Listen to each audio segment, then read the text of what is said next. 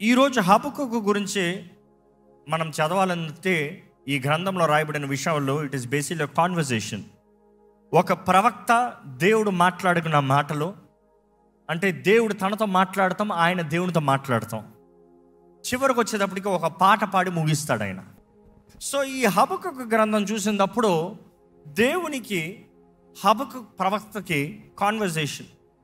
అక్కడ ఆయన మొదటి అధ్యాయంలో చూసినప్పుడు ఆయన వేదనతో మాట్లాడుతున్నాడు దేవుని దగ్గర, ఆయన వేదనతో మొరపెడుతున్నాడు దేవుని దగ్గర. ఎక్కడ రెండో వచనం నుండి చదివితే, యెహోవా నేను మొరపెట్టినను నీవెన్నాళ్ళు ఆలకింపకుందువు. ఎంత కాలం ఆలకించకుండా ఉంటావు, ఎంత కాలం వేదనలు ఉంచుతావు, ఎంత కాలం ఈ కష్టం ఉంచుతావు, ఎంత కాలం ఈ నష్టం ఉంచుతావు, ఎంత కాలం ఈ శ్రమ ఈ అవమానాన్ని ఉంచుతావు, ఇంకెంత కాలము బానిసలుగా బ్రతకాలి. కంటిన్యూ. బలాత్కారము జరుగుతున్నదని నేను నీకు మొరపెట్టినను నీవు రక్షింపక ఉన్నావు. నాకు అన్యాయం జరుగుతుందని నీకు మొరపెట్టినా కూడా నువ్వు రక్షింపకున్నావు. నన్నెందుకు దోషము చూడనిచ్చుచున్నావు? బాధ నీవేళ ఊరకయే చూచుచున్నావు. ఎక్కడ చూచినను నాశనమును బలాత్కారమును అగపడుతున్నవి. ఇవే కనబడుతున్నాయ్యా, నా చుట్టూ ఎలాంటి పరిస్థితి ఉందయ్యా, నాకు న్యాయం జరిగించు, న్యాయవంతుడైన దేవా న్యాయం జరిగించు. మీరు గమనిస్తే 5వ వచనం నుండి దేవుడు మాట్లాడుతున్నాడు. 5వ వచనం నుండి దేవుడు ప్రవక్తతో మాట్లాడుతున్నాడు. ఏమని చూడండి. అన్యజనులలో జరుగునది చూడుడి, ఆలోచించుడి, కేవలము విస్మయమునందుడి. మీ దినములలో నేను ఒక కార్యము జరిగింతును, అలాగూ జరిగినని ఒకడు మీకు తెలిపినను మీరు అతని నమ్మకయుందురు. ఆలకించుడి, తమవి కాని ఉనికి పట్టులను ఆక్రమించవలనని భూదిగంతముల వరకు సంచరించి ఉద్రేకము గల క్రూరులకు కల్దీలను నేను రేపుచున్నాను. ఇక్కడ చూసినప్పుడు దేవుని దగ్గర ఈయన వచ్చి, నాకెందుకు అన్యాయం జరిగిస్తున్నావు, నాకెందుకు ఈ నష్టము, నాకెందుకు ఈ కష్టము, నాకెందుకు ఈ బాధ, నాకెందుకు ఈ వేదన అడుగుతా ఉంటే దేవుడు అంటున్నాడు, జాగ్రత్త, కల్దీల్ని లేపుతా, జాగ్రత్త, దాడి చేసే వారిని లేపుతా. కల్దీలు ఎవరన్నప్పుడు కల్దీలు దొంగలు. కల్దీలు బేసిక్గా చూసినప్పుడు they are very good with archers. బాణాలు వేసి కొట్టేవారంట. వాళ్ళు ఎట్లా ఉంటారంటే అడవిలో కూడా రహస్యంగా దాక్కుని ఉంటారంట, చెట్ల మీద అక్కడ ఇక్కడ దాక్కుని ఉంటారంటారు, కనబడరంట, క్యామోఫ్లాప్ చేసుకుని ఉంటారంట మొత్తంగా. అలాంటి వారు మనిషి వెళ్తున్నాడు అన్నప్పుడు దాక్కుని కొట్టేవారంట. కనబడని వాడు దొంగ, వారు దోచుకుంటారంట. ఏదైనా ఒక ప్రాంతానికి వెళ్తే మొత్తం దోచుకుని వెళ్ళిపోతారంట. వారికి ఏమాత్రం దయ ఉండదంట, ఏమాత్రం దయ చూపిరంట, ఎంతో కఠిన హృదయాలంట.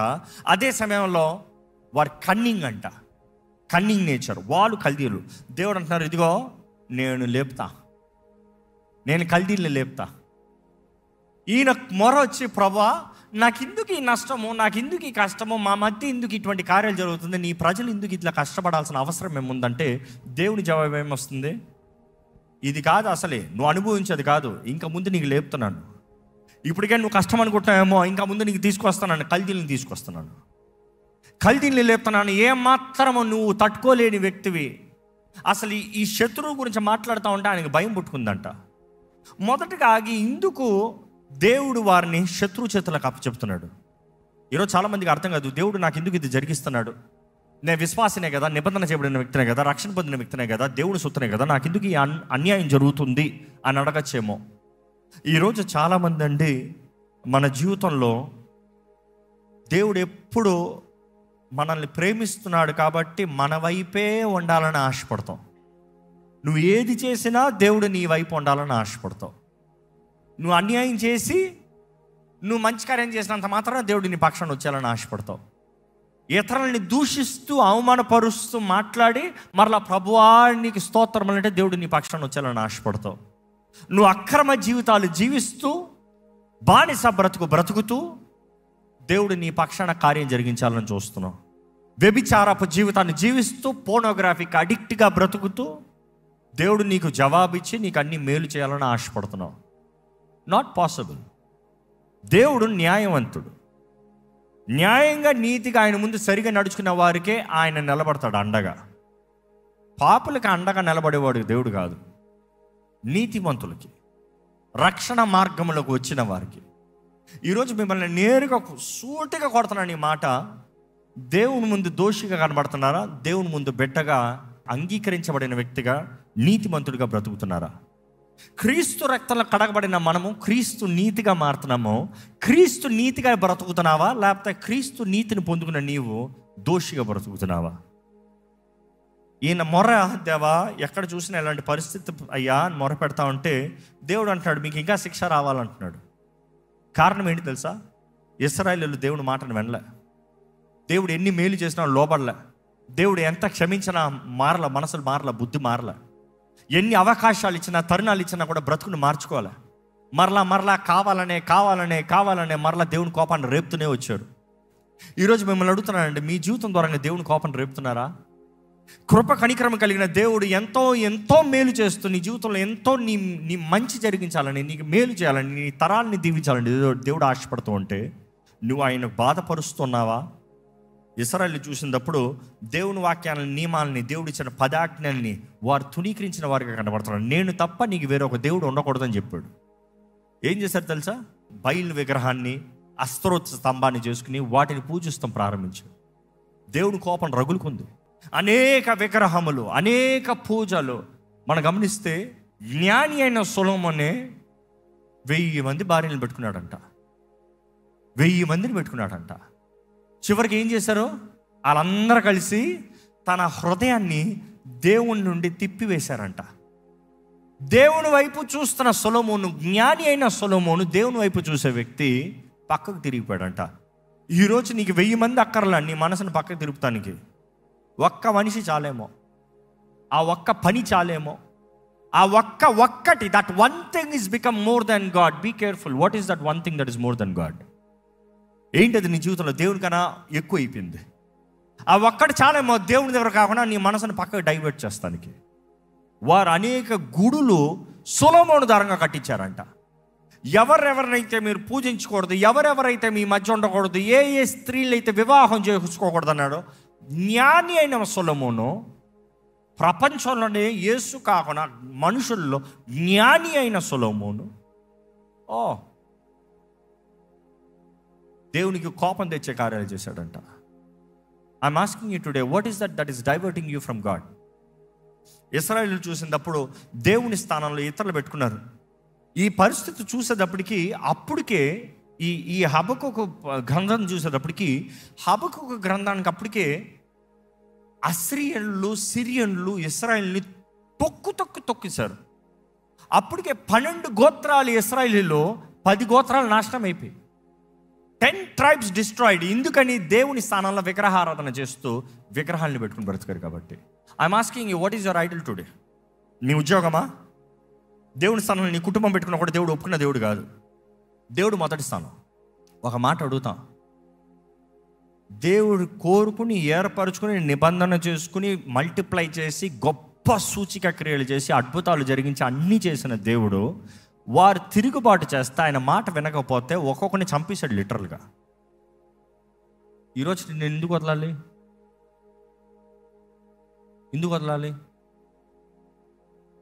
ఈరోజు చాలామందికి దైవ భయం లేదండి. No fear of God. ఆ రోజు చేసినట్టు దేవుడు ఈరోజు చేస్తే ఒకడు మిగులుతాడా? మిగలడు. కానీ యేసు చేసిన కార్యాన్ని బట్టి మనకి కృప అనుగ్రహించబడింది. అందుకని ఈరోజు దేవుడు ఊరుకుంటున్నాడు. ఆ రోజు దేవుడు ఎక్కడికక్కడ ఒకరినొకరిని నాశనం చేసుకుని వెళ్ళిపోతా ఉన్నాడు. కానీ ఈరోజు మనకు ఓర్చుకుంటున్నాడు. కారణం ఏంటంటే యేసు చేసిన కార్యాన్ని బట్టి. But don't take it for granted. The punishment is severe. వాక్యం చూసినప్పుడు ఈ పోరాట పరిస్థితుల్లో ఈ హబక్కూక్ ప్రవక్త దేవుని సన్నిధిలో మొరపెడుతున్నాడు. దేవుడు అంటున్నాడు, ఇదిగో నువ్వు నా దగ్గర మొరపెడుతున్నావు, ఎందుకు ఈ అన్యాయం చేస్తున్నావని. నేను అన్యాయం చేయట్లే, ప్రతిఫలాన్ని ఇస్తున్నా. నా బిడ్డలే, నా సొత్తే, నా వారే ఈ రీతిగా బ్రతుకుతా అంటే నేను శిక్షించుకుని ఊరుకోను. ప్రేమించిన తండ్రి బిడ్డని శిక్షిస్తాడంట. దేవుడు నాకు తెలియజేయబడుతుంది. దేవుడు కూడా, ఒక తండ్రి ప్రేమించిన తండ్రి సొంత బిడ్డను శిక్షించిన రీతిగా దేవుడు కూడా తన బిడ్డలను శిక్షిస్తాడంట. ఇక్కడ గమనించినప్పుడు ఈ హబక్కూకు ప్రార్థన అడుగుతాడు, ఎంతకాలం ప్రభా నా మొరను ఆలకించు, ఇంకెంత కాలం ప్రభా నేను వేచి ఉండాలి, ఇంకెంత కాలం ప్రభా ఈ వైలెన్స్ నా చుట్టూ, ఈ రోదన, ఈ వేదన, ఈ కష్టము, శత్రువు ద్వారా ఇలాగ అణిచివేయబడతాము. ఈ మాటలు చూసినప్పుడు దేవుడు అంటున్నాడు, ఇదిగో మీరు ఇంకనూ బాగుపడతలేదు, మీరు మనసులో మార్చుకుంటలేదు, మీరు ఇంకా అవిధేలుగా బ్రతుకుతాను చూస్తున్నారు. కాబట్టి నేను లేపుతున్నాను, కల్దీల్ని లేపుతున్నాను. ఏమాత్రం దయాదాక్షణ లేనివారు, దొంగ, దోచుకునేవాడు, నాశనము చేసేవాడు ఎవరో? సైతాన్. కల్దీలంటే ఆ సైతాన్ వంశమే, అంధకార ప్రజలే. వారు ఎన్నో రాజ్యాలని ఓడించినట్లుగా మనం చూస్తాము. చరిత్రలో చూసినప్పుడు దే ఆర్ ఆల్ కల్ప్రిట్స్, అంటే హిపోక్రేట్స్. ఇంకో మాటలు చెప్పాలంటే కన్నింగ్. సిరియా ఒక్కొక్క దేశాన్ని కల్దీలు ఎలాగ దాడి చేశారు, ఎలా జయించారంటే మోసం చేశారు. నేరుగా వచ్చి కాదు, వెనక నుండి వచ్చి. ఫ్రెండ్ అని చెప్పి వచ్చి నాశనం చేసిన వాళ్ళు, స్నేహితులు అని చెప్తూ నాశనం చేసిన వాళ్ళు. వారు ఇశ్రాయేలీయుల మీదకి వచ్చినప్పుడు ఇశ్రాయేలీయుల చరిత్రలోనే ఇంతవరకు ఎప్పటికీ ఆ రీతిగా చుత్తు అయిందో లేదు, ఆ రీతిగా శ్రమ పొందిందే లేదు. దేవుడు అంటాడు, ఇదిగో ఈ కల్దీని లేపుతాను, వారు నేర్పిస్తారు పాఠం. బైబిల్లో చూస్తానండి, దేవుడు అంటాడు, ఇదిగో నేను తీర్పుని పంపిస్తాను, నేను అన్యాయస్తుల్ని తీర్పు తీరుస్తా, నా మాట విననోళ్ళని శిక్షిస్తా, నా చిత్తము చేయనోళ్ళని అనుభవించేలా చేస్తా. నెక్స్ట్ మా హబక్కుకు అంటున్నాడు, ఆ ప్రవక్త అడుగుతున్నాడు, సరే మమ్మల్ని నువ్వు శిక్షిస్తానికి కల్దీల్ని లేపుతా అంటున్నావు, మమ్మల్ని నువ్వు శిక్షిస్తానికి ఈ అపవాది వారిని లేపుతానంటున్నావు, మరి వారి సంగతి ఏంటి? ఇంకా ఆయన వచ్చి సారీ మమ్మల్ని వదిలే అంటలే. నువ్వు తీరిస్తే ఇంకెవడు ఆపలేడు, నువ్వు కొడతానంటే ఎవడు కాపాడలేడు, నువ్వు ఇది చేస్తానంటే ఎవరు ఏం ఆపలేరు, చేయలేరు. కానీ ఒకటి ప్రభా, వారు చెడ్డోళ్ళు కదా, ఆ చెడ్డోడి సంగతి ఏంటి? మేము నీ బిడ్డలమే, మేము కొన్ని తప్పులు చేసిన దానికి, నీ మాట కొంచెం వినని దానికే మమ్మల్ని ఇంత శిక్షిస్తున్నావు, మరి వాడి సంగతి ఏంటి? ఏమంటాడు, నేను చూసుకుంటా. అక్కడే మనం చూస్తాం హబక్కూకు ప్రార్థన, సెకండ్ కంప్లైంట్ చూద్దాం. యెహోవా నా దేవా, నా పరిశుద్ధ దేవా, ఆది నుండి నీవు ఉన్నవాడవు కావా? మేము మరణము నొందము. యెహోవా, తీర్పు తీర్చుటకు నీవు వారిని నియమించి ఉన్నావు. ఆశ్రయదుర్గమా, మమ్మను దండించుటకు వారిని పుట్టించితివి. నీ కనుదృష్టి దుష్టత్వము చూడలేనంత నిష్కలంకమైనది కదా. బాధించువారు చేయు బాధను నీవు దృష్టింపజాలవు కదా. కపటులను నీవు చూచియు, దుర్మార్గులు తమ కంటే ఎక్కువ నీతిపరులను నాశనం చేయగా నీవు చూచియు ఎందుకు ఊరకున్నావు? ఏలికలేని చేపలతోనూ ప్రాకు పురుగులతోనూ నీవు నరులను సమానులుగా చేసితివి. వాడు గాలము వేసి మానవులనందరినీ గుచ్చి లాగి ఉన్నాడు, ఉర్లు యొగ్గి చుక్కించుకొనుచున్నాడు.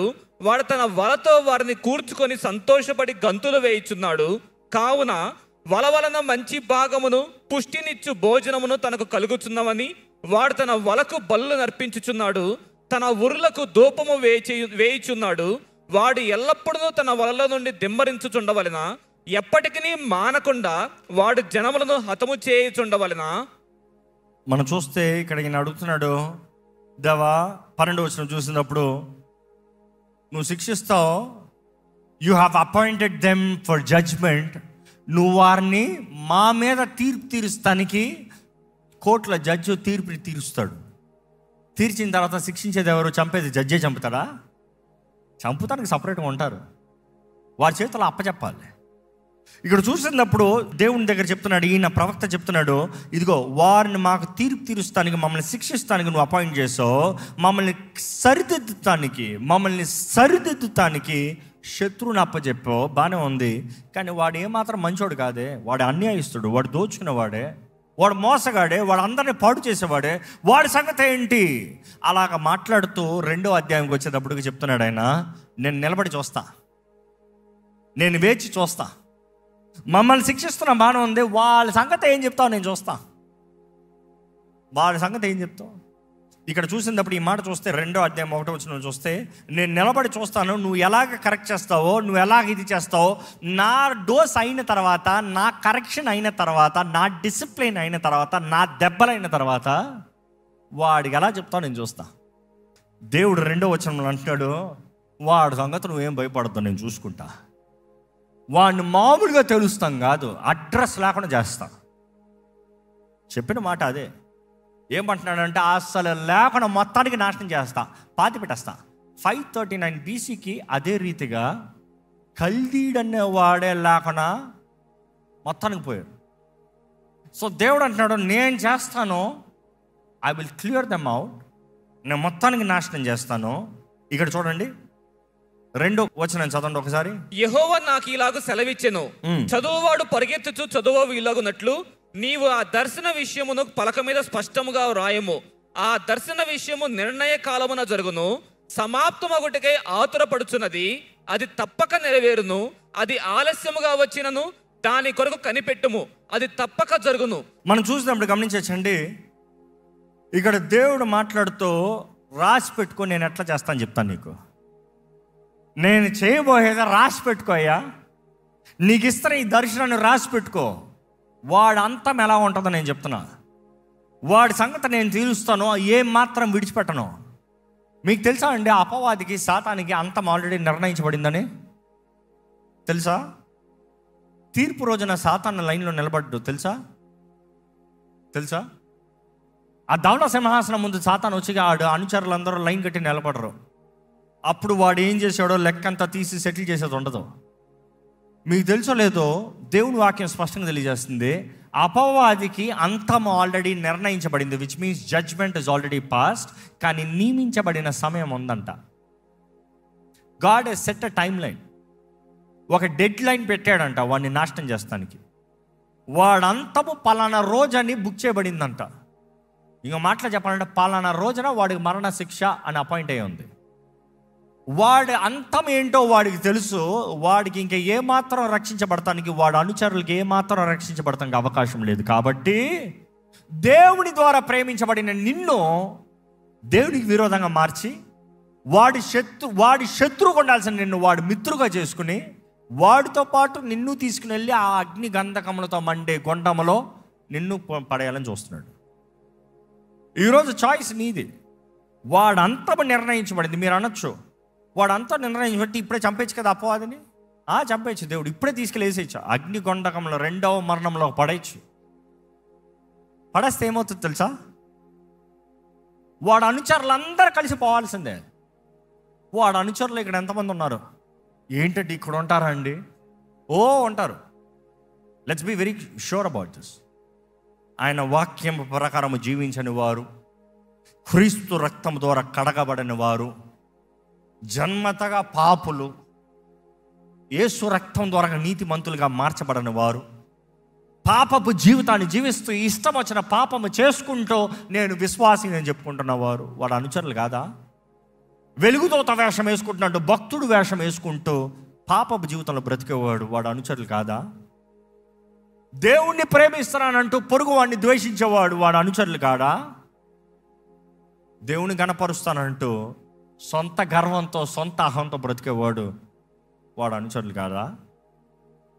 సో దేవుడు వాడిని నాశనం చేయాలంటే వాడితో పాటు ఉన్న వాళ్ళందరూ నాశనం చేయాలి. ఇక్కడ ఉన్నవారు ఎంతమంది నాశనం అవుతారు? అందుకని ఏ ఒక్కరు నశించే ఇష్టం లేదైన ప్రభు కృప చూపిస్తున్నాడు. Time given. ఎక్కడ నువ్వు వాడి దగ్గర నుండి వేరుపరచబడి దేవునితో కలపబడతావా? ఎప్పుడు అడుగు పెడతావా? దేవుడిచ్చిన సమాధానాన్ని పొందుకుంటావా? కానీ ఒకటి జ్ఞాపకం చేసుకోండి సుమా, ఎప్పుడు ఉండదా, సెట్ టైం ఉందంట. Set time. అలాము కొట్టిందా జడ్జిమెంట్ స్టార్ట్. ఆ టైం ఎవరికి తెలియదంట. It's a mystery. అది తండ్రియే చెప్తాడంట. తండ్రి దగ్గర ఉందంట అలాము. కొట్టినంటే సెట్ స్టార్ట్ అంటాడంట. కుమారుడికి తెలియజేసిన కుమారుడు ఏం చేస్తాడంట? వస్తాడంట. అక్కడ ఉంది జాగ్రత్త. ఈరోజు మిమ్మల్ని అడుగుతున్నానంటే, ప్రభు రాకలో ఎత్తబడే షూరిటీ ఉందా? ఈ లోకమే నిరంతరం అనుకుంటూ బ్రతుకుతున్నారా? ఎంతమంది చెప్తారు నేను యేసుని కలిగి ఉన్నాను? చేతులు తల్లి చెప్తారా? అంటే ఐఎమ్ అస్యూమింగ్ చెప్పిన వాళ్ళందరూ నమ్మి బాప్తిజం పొంది రక్షణ పొంది క్రీస్తు నిబంధనలు ఉన్నవారు అని అర్థం. అవునా లేదా? ఎక్కడ అడుగుతాను ఒకసారి. రక్షించబడి బాప్తిజం తీసుకున్న వారు మాత్రం చేతులు ఎత్తండి. మరి మిగతా వాళ్ళు ఎందుకు చేతులు ఎత్తారు ఇందాక? I'm trying to set this right, ఈ మైండ్ సెట్ రైట్. ఇది కూడా చాలామంది క్రీస్తు నిబంధనలోకి రాకుండా నేను దేవుని సొత్తుని అంటున్నావు. రక్షించబడటంలోనే నువ్వు ఆయన సొత్తు, లేకపోతే ఆయన సొత్తువు కాదు. క్రైస్తవ కుటుంబంలో పుట్టినంత మాత్రాన సొత్తువు కాదు. క్రైస్తవ కుటుంబంలో పుట్టినంత మాత్రం యూ డు నాట్ బికమ్, మన ఊర్లో మన దేశంలో రిలీజియన్ అంటాం. పరలోక రాజ్యంలో రిలీజియన్ లేదు. బ్లడ్ వాష్డ్ క్రిస్టియన్స్ అంతే. బ్లడ్ వాష్డ్ క్రిస్టియన్స్, జీవ గ్రంథంలో పేరు రాయబడిన వారు మాత్రమే, అంతే. ఈరోజు మిమ్మల్ని అడుగుతున్నాను, are you blood washed? Are you in the covenant of Jesus Christ? ఇంకా రక్షించబడిన వ్యక్తివి నువ్వు ఆలస్యం చేసుకుంటే నీ మార్గంలోకి వెళ్తా అంటే you will only be an enemy of Christ. ఈరోజు ఆయన సొత్తుగా, ఆయన వ్యక్తిగా, ఆయనను గౌరవించే వ్యక్తిగా జీవించాలి. దయచేసి స్థలంలో ఉంచుదామండి, ప్రార్థన చేద్దాం. కొన్ని మాటలు ప్రార్థన చేసి ముగిద్దామండి. కొన్ని మాటలు మీరు దేవునితో మాట్లాడాలి. ఏ పరిస్థితి అయినా దేవుని స్తుతించగలుగుతావా? ఏది జరిగినా దేవుని విడవకుండా బ్రతుకుతారా? నీ జీవితంలో ఎన్ని పోరాటాలు రావచ్చేమో కానీ, ఏ స్థితిగతుల్లోకి వెళ్ళొచ్చేమో కానీ, yet will you live by faith. నీతిమంతుడు విశ్వాసం మూలంగా బ్రతుకుతాడని దేవుడు చెప్పాడు కదా. దేవుని వాక్యం మరలా తెలియజేస్తుంది కదా, విశ్వాసము మూలంగా బ్రతుకుతారని. విశ్వాసం ఉందా? యేసు ద్వారంగా మనం నీతిమంతులుగా మార్చబడుతున్నామండి. యేసు రక్తంలో కడగబడిన మనము నీతిమంతులుగా మార్చబడుతున్నాము. ఎవరైతే విశ్వాసంలో లేరో వారు నశిస్తారంట. కానీ దేవునికి ఏమాత్రం ఆశ లేదంట. ఏ ఒక్కరు నశిస్తూ ఆయనకి ఇష్టం లేదు. మనం క్రియల ద్వారా నీతిమంతులుగా మార్చబడలేదు, క్రీస్తు యేసు రక్తము ద్వారంగా. కానీ నువ్వు ఎలా పడతా అలా బ్రతుకుతాం కాదు. ఆయన రక్తంలో కడగబడిన వ్యక్తి నువ్వు ఆయన మార్గంలోకి రావాలి. ఈరోజు నీ జీవితంలో చెప్పగలుగుతారంటే మీరు, యెట్ ఐ విల్. నొప్పికరమైన పరిస్థితుల్లో, వేదనకరమైన పరిస్థితుల్లో, బాధకరమైన పరిస్థితుల్లో మీరేం చేస్తున్నారు? నొప్పి వస్తుందని దేవుని విడిచిపెడుతున్నారా? బాధ కలుగుతుందని దేవుని విడిచిపెడుతున్నారా? లేకపోతే ఆయన కృపను వేడుకుంటున్నారా? ఆయన కరుణను వేడుకుంటున్నారా? ఆయన సహాయాన్ని వేడుకుంటున్నారా? ఎవరు నమ్ముతున్నామండి? దేవున్నా, లోకన్నా? దేవున్నా, డబ్బునా? దేవున్నా, ఉద్యోగాన్నా? Can God bless you or can your job bless you? Can God bless you or people bless you? దేవుడి ద్వారంగా దీవించబడిన వ్యక్తి ఎన్ని రీతిలుగా దీవించబడ్డానన్నా కూడా వ్యర్థమే. అన్నీ పోతాయి. గడ్డిలాగా మొలిసి పచ్చగా కనపడచ్చేమో కానీ అంతా పోతుంది, ఎండిపోతుంది. తరాలకి ఆశీర్వాదకరంగా చేసే దేవుడు, తరాలకి దీవునికరంగా మార్చే దేవుడు. నీ జీవితంలో మంచి చేయాలని దేవుడు ఆశపడుతున్నాడు, మేలు జరిగించాలని ఆశపడుతున్నాడు. Every good and perfect gift cometh from above. జ్యోతిర్మయుడు తండ్రి నుండి వస్తుందంట. ఆయనలో no variations, no shadows, no variation, no shadows. He is the same yesterday, today and forever. He is the same. ఈరోజు నీ జీవితంలో ఏకరీతిగా ఉన్న దేవుడు ఉన్నాడు. మారని దేవుడు. స్థితిగతులు మారచ్చు, పరిస్థితులు మారచ్చు. నీ జీవితంలో ఏకరీతిగా ఉన్న దేవుడు ఉన్నాడు. మేలు జరిగిస్తూ, మంచి జరిగిస్తూ, నిన్ను సరిదిద్దుతూ, నిన్ను కడుతూ, నిన్ను నాడుతూ, నిన్ను ఫలింపజేసే దేవుడు. ఈరోజు దేవుని వాక్యం వింటూ గద్దించబడుతున్నారంటే దేవుని పాదాలు పట్టుకోండి, ఆయన క్షమాపణ వేడుకోండి. ఆదరించబడుతున్నారంటే చెప్పండి, ప్రభా నేను నిన్నే నమ్మున్నాను ప్రభా, నీ దగ్గర నుండి ఎక్కడికి పోలేనయ్యా, నీవే కార్యము జరిగించు ప్రభా. ఈరోజు చెప్పగలుగుతారా? హబక్కు చెప్పినట్టుగా చెప్పగలుగుతారా? ఆయన రాస్తూ అంటున్నాడు కదా, చివరి అధ్యాయం రాస్తూ, వచనం రాస్తూ ఆయన చివరి వచనాల్లో చెప్తున్నాడు, ఇట్ ఈస్ ఎ ట్రయంఫుల్ టోన్ అంట. జయకరమైన జయధ్వనితో చెప్తున్నాడంట. ఏది ఏమైనా కూడా నేను దేవుని స్తుతిస్తా, నేను దేవుని యందు ఆనందిస్తా. ఈ లోకాన్ని విడిస్తే క్రీస్తుతో ఉండాలనేది నిర్ణయించుకోండి. ఈ లోకంలో శ్రమలు రావచ్చు, నష్టములు రావచ్చు, మరణమే రావచ్చు. మరణంలో నువ్వు ఎలాగ వెళ్తున్నావు అనేది ముఖ్యము. ఓటమా, జయమా? క్రీస్తుతో సమాధానం కలిగి క్రీస్తుతో ఏకపరచబడిన వారికి జయమేనండి. దేవుని వాక్యం తెలియజేస్తుంది, ఈ లోకాన్ని విడిచిపెడతాం, యేసుతో ఉంటామంట. ఈ లోకాన్ని విడిచిపెడతాం, యేసుతో ఉంటాం. ఈ లోకాన్ని విడిచిపెడితే యేసుతో ఉంటావా? ఉందని నిశ్చయత ఉందా? ఈ లోకాన్ని విడిచిపెడతా నేను యేసుతో ఉంటాను అనే ధైర్యం చెప్పగలవా? ధైర్యంతో చెప్పగలుగుతారా? ఈరోజు పరీక్షించుకోండి. Who do you follow? మీరు ఎవరిని వెంబడిస్తున్నారు? ఎవరి కొరకు బ్రతుకుతున్నారు? చెప్పండి, ప్రభా నేను నమ్ముతున్నానయ్యా, నువ్వు నన్ను రక్షించగలిగిన దేవుడివి, నువ్వు సమర్థుడివయ్యా, నువ్వు మేలు చేసే దేవుడివయ్యా, నువ్వు బలపరిచే దేవుడివయ్యా. పరిశుద్ధ ప్రేమ తండ్రి, నీవే మా ఆధారము ప్రభా, మా రక్షక యేసయ్యా. మా ఆపత్కాల సమయంలో నీ వైపే మేము మొరపెడుతున్నామయ్యా. మమ్మల్ని ఆదుకునే దేవుడు, మమ్మల్ని రక్షించే దేవుడివి. మా రక్షకుడు నీవే యేసయ్యా. నరక మార్గములో, పాతాళ మార్గములో, శాపపు మార్గంలో ఉన్న మమ్మల్ని వెతకి రక్షిస్తానికి నువ్వు ఈ లోకంలోకి వచ్చావయ్యా. ఈరోజు ఈ తాత్కాలికం మాత్రమే కాదు, నిత్య జీవాన్ని ఇవ్వాలని, తాత్కాలికమైన ఆశీర్వాదాలు మాత్రమే కాదు, నిత్యమైన ఆశీర్వాదం ఇవ్వాలని, మా జీవితాన్ని ఫలింపజేయాలని, చిగురింపజేయాలని, నీ వాగ్దానంలో మేము బ్రతకాలని నువ్వు ఆశపడుతున్నావయ్యా. దాన్ని నీ వాగ్దానం పట్టుకుంటే చాలదు కదా ప్రభా, నడవాలి కదా ఆ వాగ్దానంలో. వాగ్దానము పొందుకుంటాం మాత్రమే చాలదు కదా ప్రభా, ప్రతి అడుగు నీ వాగ్దానంలో జీవించాలి కదా ప్రభా. దేవా, నీ చిత్తంలో జీవించే జీవితం మాకు దయచేయి. నీ కొరకు ముందుకు పోరాడి జయించే జీవితం మాకు దయచేయి. స్వతంత్రత, విడుదల కలిగిన బ్రతుకులు మాకు దయచేయి ప్రభా. ఏది ఏమైనా కూడా నిన్ను బట్టి మేము స్తుతించేవారుగా మమ్మల్ని చెయ్యి. ఏది ఏమైనా కూడా నిన్ను బట్టి మేము ఆనందించేవారుగా, నీవు చేసిన కార్యం, the finished work of Jesus Christ, దానిని బట్టి మేము ఆనందించేవారుగా చేయి ప్రభా. మా చేతి పనులు కష్టాజితము వ్యర్థమైనా కూడా నువ్వు ఉంటే చాలు ప్రభా.